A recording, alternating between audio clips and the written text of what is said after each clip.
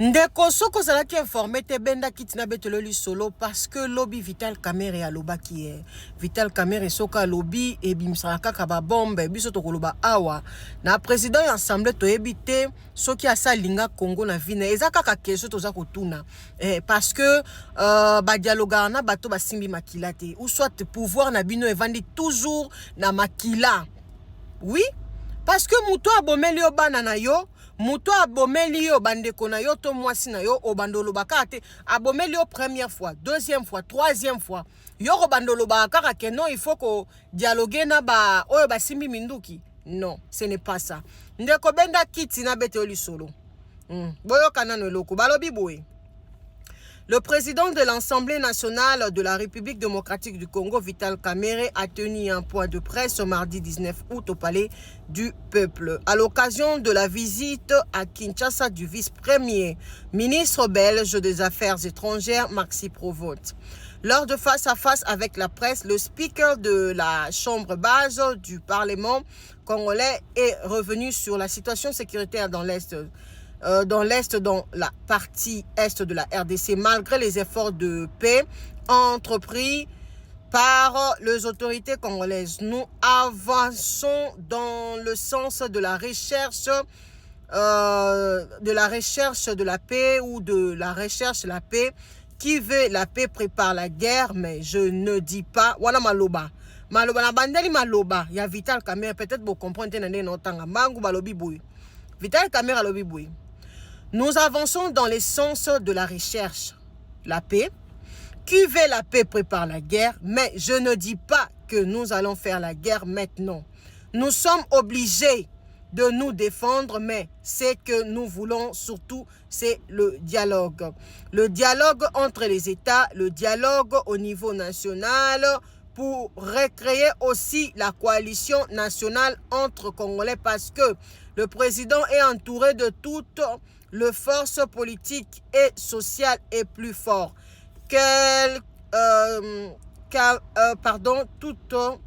Le président est entouré de toutes les forces politiques et sociales et plus fort qu'avec le seul majorité en l'Assemblée nationale, a déclaré Vital Kamerhe. À son tour, le diplomate belge a réaffirmé le soutien indéfectible de son gouvernement au processus de paix en cours, notamment celui d'engager dans le cadre de discussions de Washington et Doha visant à mettre un terme au conflit persistant dans l'Est de la République démocratique du Congo. Maxime Provost a souligné que l'objectif principal de sa visite est de travailler avec l'institution congolaise afin d'identifier le levier nécessaire pour garantir le succès pour parler de Washington et Doha, pour éviter qu'ils ne connaissent le même sort que le précédent processus de paix dont les accords étaient restés sans effet. Bandeko, natangi mwambang parce que zaki tellement moulaï. Vital Kamerhe ayambaki premier ministre belge na yango l'occasion wana. Babimi babandi kosolola ndenge zalaka baje question na presse. Vital Kamerhe abandi kobetama solo ya este pona Vital Kamerhe alobi pona ye. Mutu alingi kimia, il faut abongisa kobunda. Na moment oyo biso toza koloba te ke tolingi kobunda.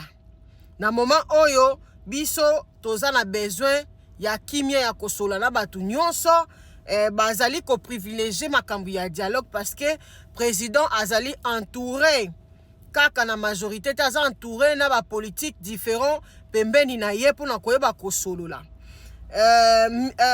Awa pe ministre belge pe ye pa ye alobi non aye kotia maboko na makambo ezali kosalama na Washington to bakor ese salami na Washington pe o eza na Doha on a tunaki ye nango ameme président na Doha bon même si processus moulai pour rien et pourtant ce qui Doha ezalaki te makambo linga ko suka na Washington bisala sala président pe bindima ndima akendaka nyonso oui to ebite tala siko Doha nde comme komema batu mutu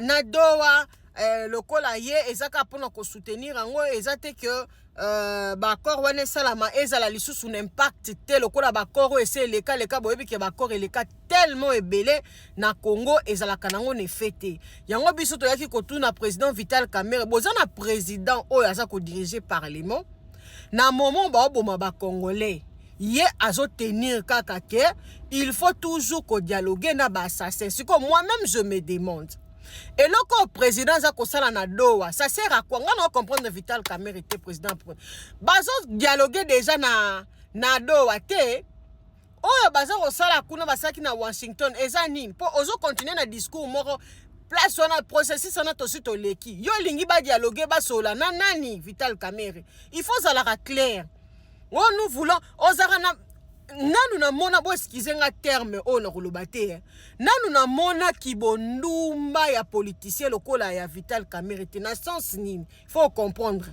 kibondumba na eza nini aza na position te il va rester avec Félix Tshisekedi il veut encore travailler avec Kabila il veut travailler avec Nanga il veut travailler avec Paul Kagame il veut travailler avec tout le monde na mboka ka moko mboka ngo yon tolobi même ndako ngo moko pe ba lo ezalaka respect pe ezalaka ba travailler na mutu nyonso te parce que ndako na yo ekozala poubelle mutu nyonso akozala na droit ya kotia maloba na kati ya ndako na yo ça c'est le président Vital Kamerhe oza na position te papa jusqu'aujourd'hui biso nde toza boye toyebi déjà position na yo position na ezala toujours Rwanda fois zala pour continuer kozala na ba poste oui ya ko tatone izate sans Rwanda boza na ba poste ezala te bande ko biso to sukia moko to préféraka koloba na ote poso lobi kaka epesa bato bakanda to sukia